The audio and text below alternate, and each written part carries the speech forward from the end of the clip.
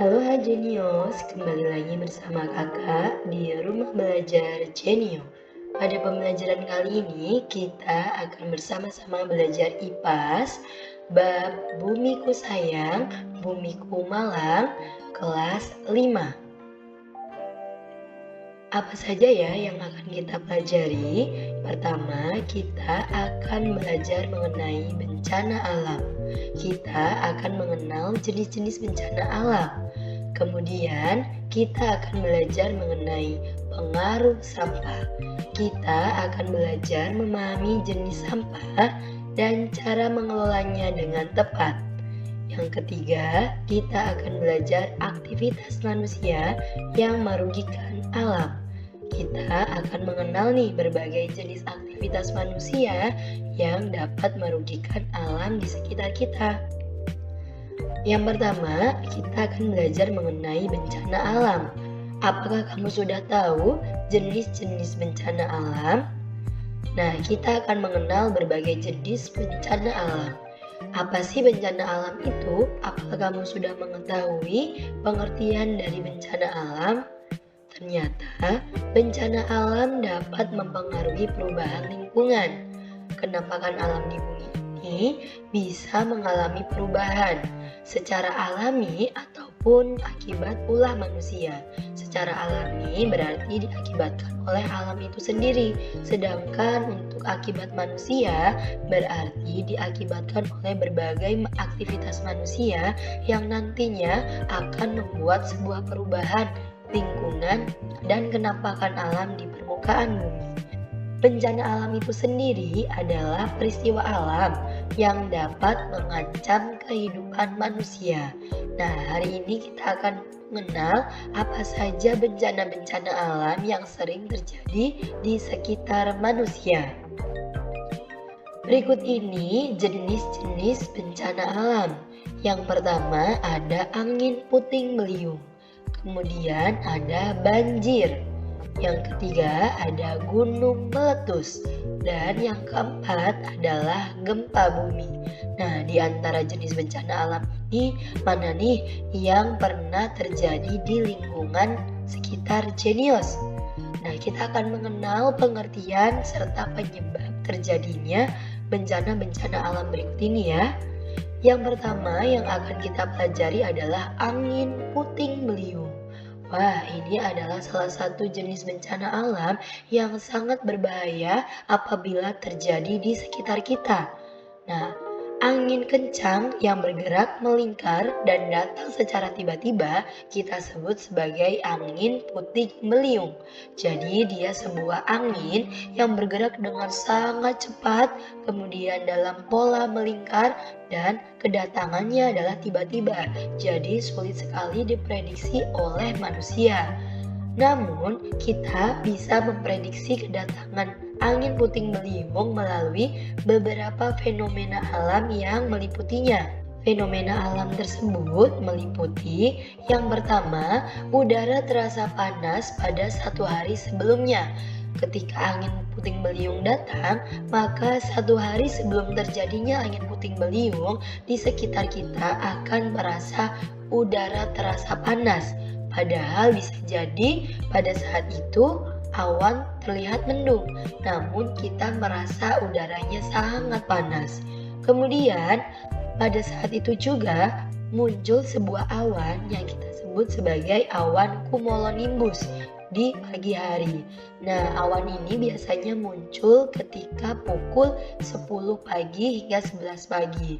Nah, awan cumulonimbus ini bentuknya seperti bunga kol yang berlapis-lapis sehingga bentuknya sangat besar dan menandakan akan terjadinya angin puting beliung.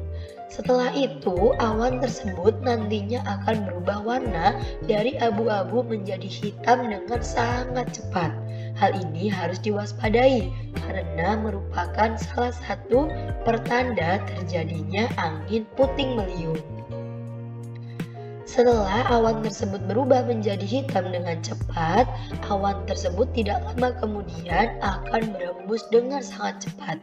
Selain cepat, awan tersebut memiliki tingkat kekencangan yang sangat tinggi yang biasanya mengakibatkan beberapa benda bisa berterbangan. Nah, itu dia angin puting beliung.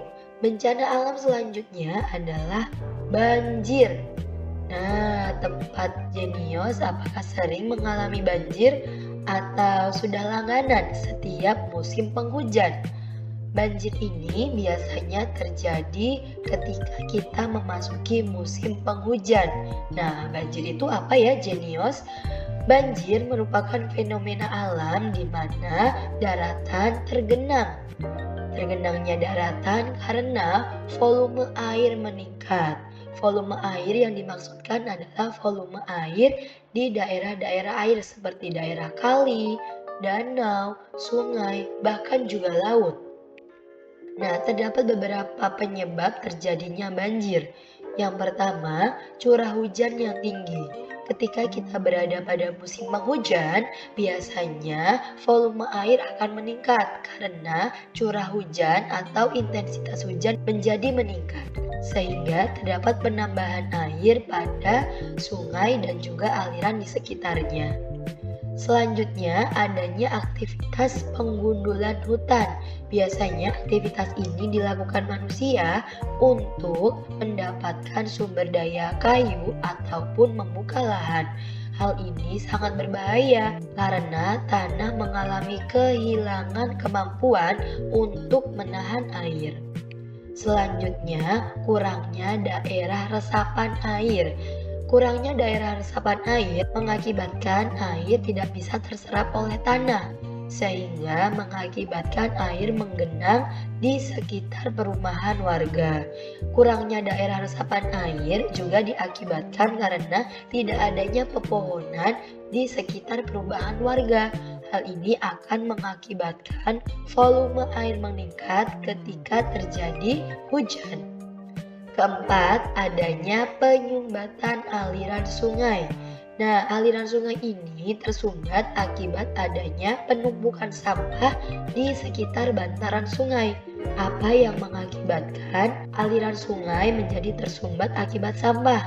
Tentunya karena kebiasaan manusia membuang sampah sembarangan atau juga membuang sampah langsung ke sungai.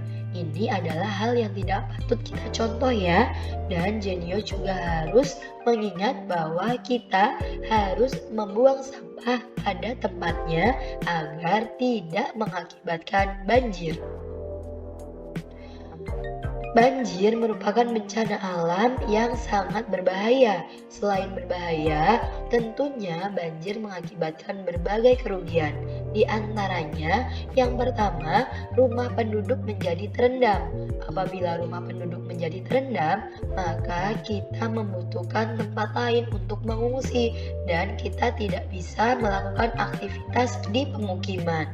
Selanjutnya, jalan tidak bisa dilalui kendaraan. Karena berbagai tempat tergenang oleh air, maka manusia tidak bisa melakukan aktivitas seperti biasanya karena kita tidak bisa mengendarai kendaraan yang kita miliki. Selain tidak bisa dilalui kendaraan, hal ini juga bisa mengakibatkan kendaraan kita mengalami kerusakan apabila terendam terus-menerus.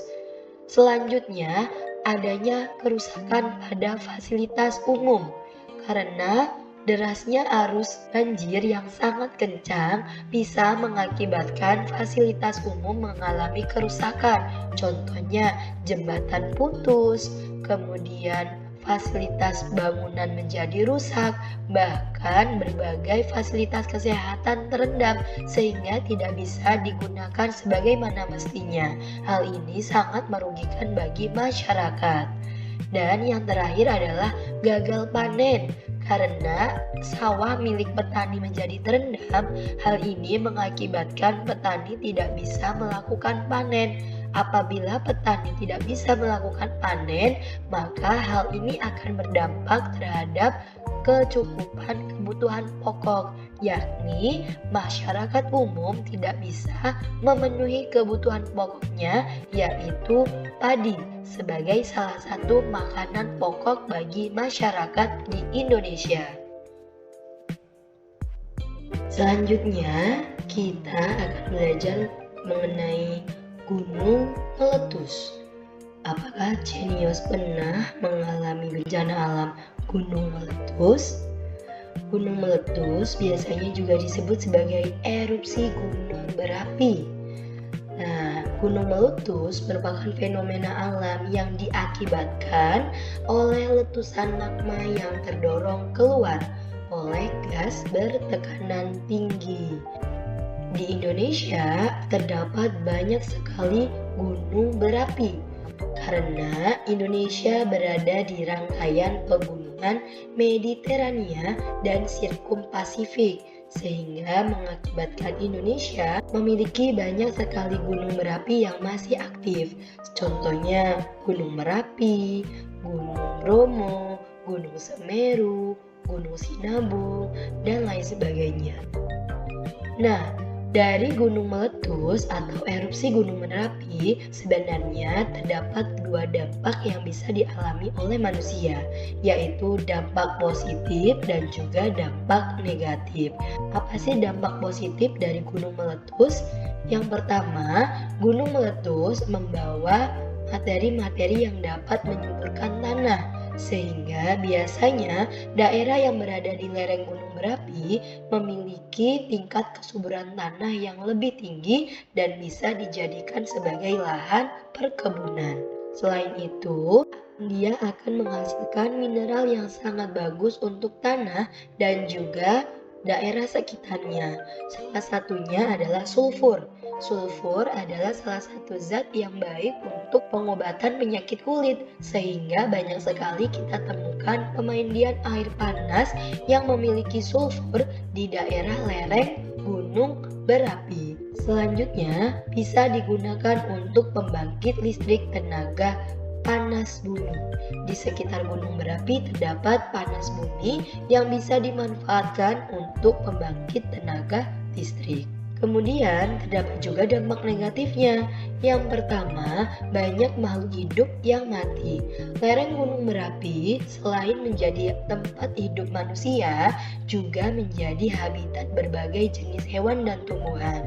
Ketika gunung berapi meletus, maka banyak sekali hewan dan tumbuhan yang kehilangan tempat tinggal atau juga mengalami kematian akibat terkena magma ataupun lahar dari gunung berapi. Selanjutnya, gunung berapi yang meletus bisa merusak pemukiman. Biasanya daerah ini akan terkena lahar panas yang bisa meluluhlantahkan pemukiman warga.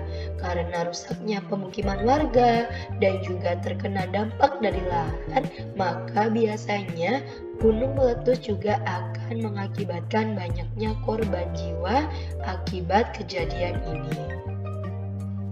Selanjutnya, kita akan belajar mengenai jenis bencana alam berikutnya, yaitu gempa bumi.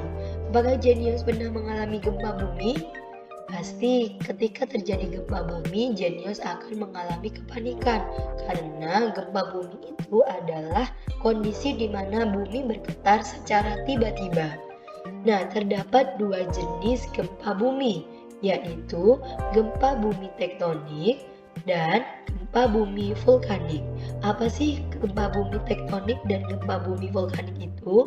Gempa bumi tektonik adalah gempa yang disebabkan akibat pergeseran dua lempeng bumi. Perlu kita ketahui, daerah lempeng bumi tidak hanya bersifat datar, namun ada juga yang saling bertumpuk, sehingga ketika dua lempeng bumi bergeseran ataupun bertumbukan, maka akan mengakibatkan adanya getaran yang biasa kita sebut sebagai gempa bumi. Nah, kekuatan dari gempa tektonik ini memiliki intensitas yang cukup besar. Intensitas dari gempa biasanya kita sebut dengan skala Richter. Skala Richter yang disebabkan oleh gempa tektonik biasanya memiliki skala yang cukup tinggi, sehingga dampak yang ditimbulkan oleh gempa tektonik biasanya lebih berat dibandingkan gempa vulkanik. Nah, sekarang kita pelajari apa itu gempa vulkanik. Gempa vulkanik adalah gempa yang disebabkan adanya erupsi gunung berapi. Jadi, ketika terjadi erupsi gunung berapi, maka daerah di sekitar gunung akan merasakan suatu getaran yang kita sebut juga sebagai gempa bumi vulkanik. Gempa bumi vulkanik ini diakibatkan karena terdapatnya magma yang berada di bawah gunung yang melepaskan energi, sehingga energi tersebut akan menimbulkan sebuah getaran yang nantinya kita sebut sebagai gempa bumi vulkanik. Nah, skala Richter yang ditimbulkan oleh gempa vulkanik biasanya lebih sedikit dibandingkan gempa tektonik, dan yang merasakan gempa vulkanik biasanya daerah di sekitar lereng gunung berapi. Nah, ketika gempa bumi ini terjadi di lautan atau timbul sebuah getaran di lautan, maka akan menyebabkan sebuah gelombang yang sangat dahsyat yang kita kenal sebagai tsunami. Tsunami adalah fenomena di mana gelombang air laut menjadi tinggi yang diakibatkan oleh gempa di lautan. Gempa di lautan ini biasanya diakibatkan oleh pergeseran lempeng bumi yang berada di sekitar lautan, atau bisa juga diakibatkan oleh letusan gunung berapi yang berada di bawah lautan. Dampak-dampak yang ditimbulkan oleh tsunami diantaranya yang pertama, kerusakan bangunan. Gelombang yang sangat tinggi biasanya dapat meluluhlantahkan bangunan yang berada di sekitar pantai. Selanjutnya, bisa menimbulkan korban jiwa, bahkan bisa menimbulkan jutaan korban jiwa, salah satunya ketika tsunami di Aceh tahun 2004. Kemudian, akibat tsunami juga timbul genangan air yang tinggi. Hal ini nantinya juga akan mengakibatkan terjadinya pencemaran air. Nah, karena banyak sekali tanah yang terbawa oleh gelombang air laut yang sangat tinggi ini, maka terjadilah pencemaran air yang nantinya juga mengakibatkan kita mengalami kekurangan air bersih. Nah, itulah jenis-jenis bencana alam yang sudah kita pelajari. Ada angin puting beliung, banjir, gunung meletus, dan juga gempa bumi. Selanjutnya, kita akan belajar mengenai pengaruh sampah. Bagaimana sampah di sekitar kita dapat mencemari lingkungan. Nah, terdapat dua jenis sampah yang harus jenius ketahui. Yang pertama adalah sampah organik. Sampah organik adalah sampah atau limbah yang berasal dari makhluk hidup. Jenis sampah ini mudah sekali terurai di tanah. Contohnya adalah dedaunan kering, sampah rumah tangga, ataupun sisa-sisa makanan. Selanjutnya ada sampah anorganik. Sampah anorganik adalah jenis limbah yang sulit sekali terurai di tanah. Biasanya limbah ini berasal dari industri. Selain itu, kegiatan sehari-hari manusia juga menghasilkan sampah anorganik. Apa saja contohnya? Yang pertama ada kaleng, kemudian plastik, kain bekas, bahkan juga ban-ban bekas yang dihasilkan oleh industri transportasi. Nah, jenis sampah-sampah ini apabila tertimbun oleh sampah ini akan sulit untuk terurai. Bahkan jenis sampah seperti styrofoam memiliki waktu ribuan tahun untuk terurai di tanah. Nah, untuk mengatasi pencemaran lingkungan akibat sampah, kita bisa melakukan langkah daur ulang 3R. Apa saja ya 3R itu? Yang pertama ada reduce. Reduce adalah kegiatan mengurangi sampah. di mana kita menghentikan kegiatan kita yang berpotensi menghasilkan sampah. Contohnya, kita bisa membawa botol minuman sendiri ketika berpergian, sehingga kita tidak perlu membeli air dalam kemasan yang kemasannya berasal dari plastik. Selanjutnya ada reuse. Reuse adalah kegiatan menggunakan kembali, di mana sampah ataupun limbah yang sulit didaur ulang ataupun mudah didaur ulang, kita gunakan kembali menjadi bahan-bahan yang bisa kita gunakan. Contohnya, kita bisa menggunakan botol kaca bekas untuk menyimpan gula, garam, ataupun bahan-bahan dapur lainnya setelah kita membersihkan terlebih dahulu botol kaca bekas tersebut. Nah, yang terakhir ada recycle. Recycle adalah kegiatan mendaur ulang kembali. Contohnya, kita bisa mengolah sampah plastik menjadi berbagai kerajinan, seperti menjadi tas, kemudian menjadi kotak tisu, dan lain sebagainya. Kegiatan ini bisa mengurangi dampak negatif dari sampah untuk lingkungan kita. Selanjutnya, kita akan belajar mengenai mikroplastik yang berbahaya. Tahukah kamu jenius bahwa ketika kita membuang sampah sembarangan, maka sampah tersebut akan bermuara ke laut dan nanti akan mengakibatkan pencemaran air laut. Selain itu, dampak yang lebih besar adalah kita bisa membunuh berbagai organisme yang berada di ekosistem laut. Mikroplastik adalah hasil dari sampah plastik yang hanyut ke laut. Hal ini diakibatkan oleh perilaku manusia yang suka membuang sampah sembarangan. Selanjutnya, sampah plastik ini nantinya akan semakin menumpuk di sungai, dan ketika sudah menumpuk di sungai, maka dia akan terbawa oleh arus menuju laut dan juga akan menumpuk di laut. Sampah plastik ini mengandung mikroplastik, yaitu sebuah sampah yang berukuran sangat kecil yang bisa mengakibatkan pencemaran air laut. Sampah plastik yang berada di laut akan terurai menjadi mikroplastik yang nantinya bisa tertelan oleh makhluk hidup. Bayangkan ketika makhluk hidup air laut memakan mikroplastik yang tentunya bukan makanan mereka, maka akan mengakibatkan gangguan pada sistem pencernaannya, bahkan bisa membuat organisme tersebut mengalami keracunan bahkan mati. Selain itu, mikroplastik ini sangatlah berbahaya.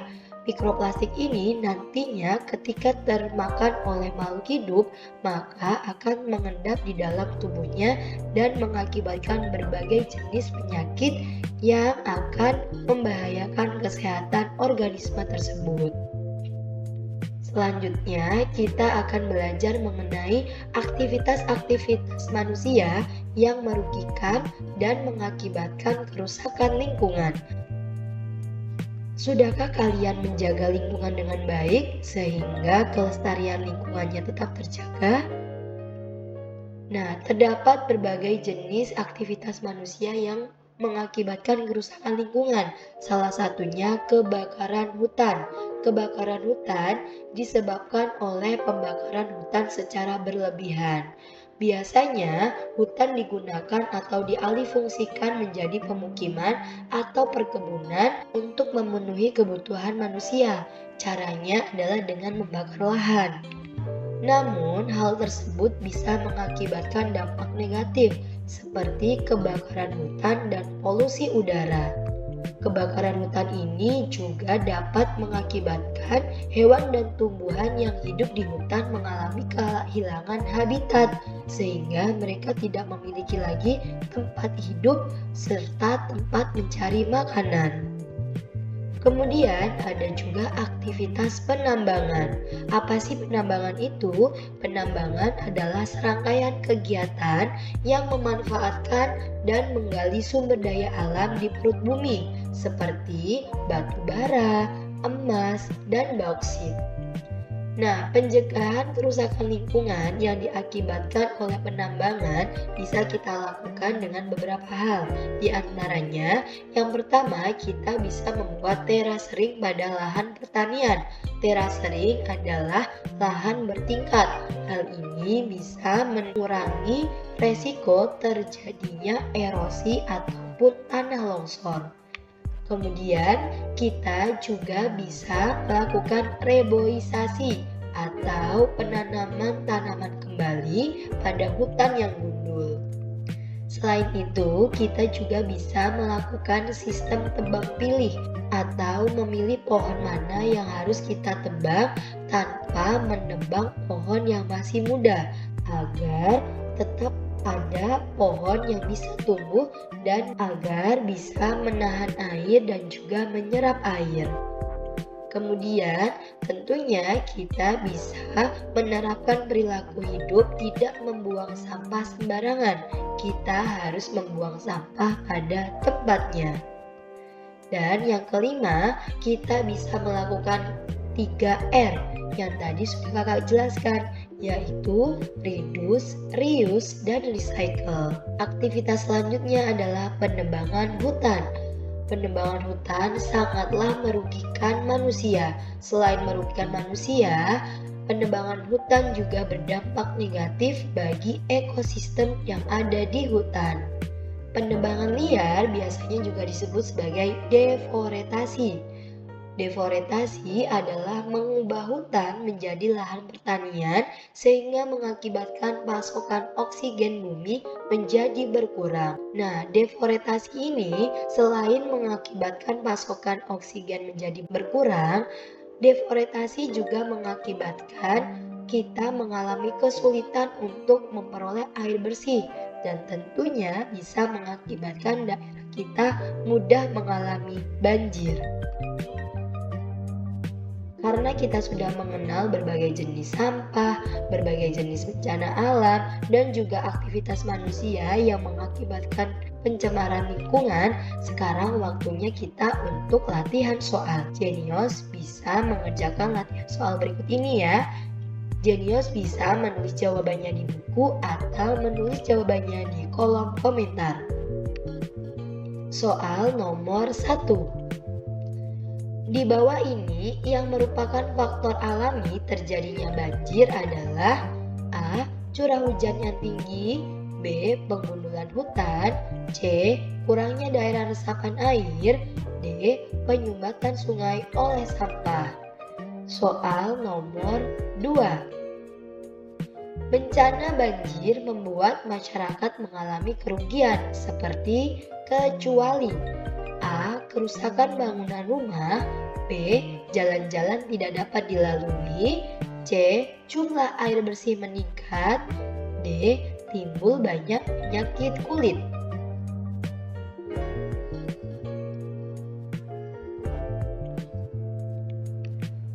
Nomor 3.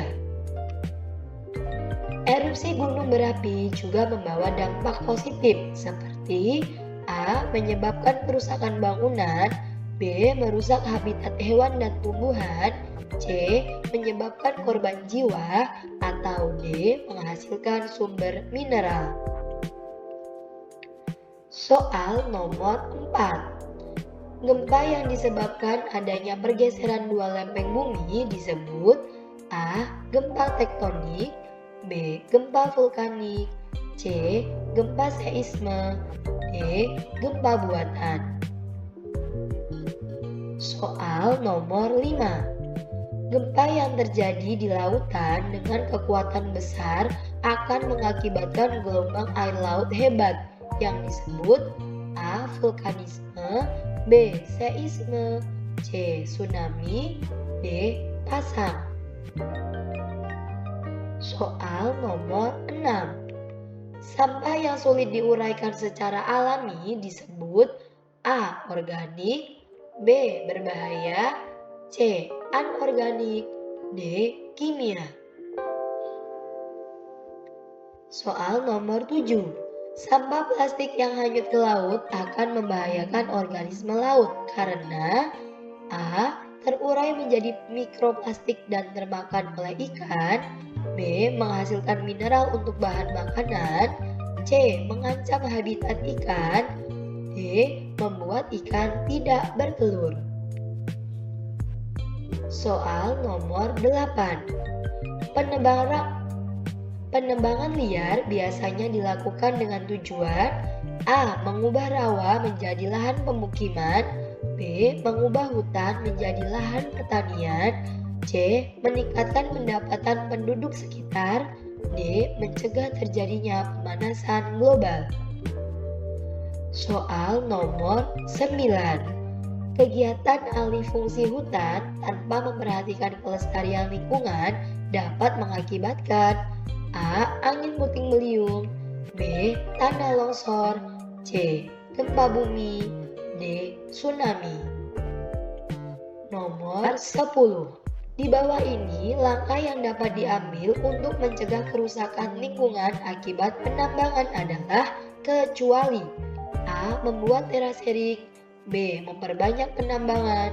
C. Melakukan sistem tebang pilih.